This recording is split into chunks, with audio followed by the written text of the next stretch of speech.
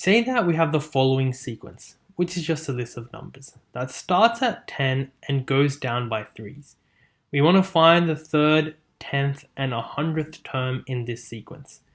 Well, to find the third one, it's quite simple. We can just look at the sequence and we see that the third term is just 4. The 10th term is a bit trickier to find.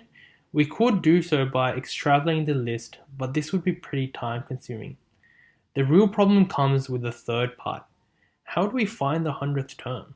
Extrapolating the list would take way too long. Well, luckily we have a simple formula that we can use, the arithmetic sequence formula. Arithmetic because the list is going down by the same increment each time. This formula would also work if the terms were increasing by the same value each time. The formula is given by Tn is equal to a plus n minus 1 d. Tn is the nth term, a is the first term in the sequence, and n is the term that we're interested in, and d is the common difference between the terms. Now let's use this formula to work out the three parts. Third term, T3, is equal to a, which is 10 in this case, plus n, which is 3 in this case, because we're looking at the third term, minus 1 times the common difference between the terms, which is minus 3. Now this will equal to, if we simplify it down, 10 plus 2 times minus 3, which equals 10 minus 6, which is equal to 4.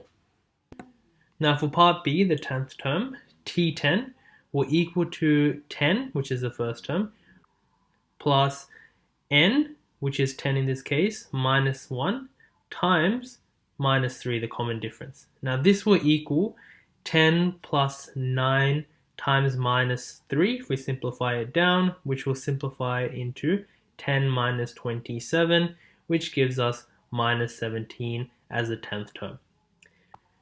Now for part C, the 100th term, or T100, which will be given to us by 10, the first term, plus n, which is 100 in this case, minus 1, times the common difference minus 3, which equals 10 plus 99 times minus 3, and this will simplify into 10 minus 297, which will give us negative 287.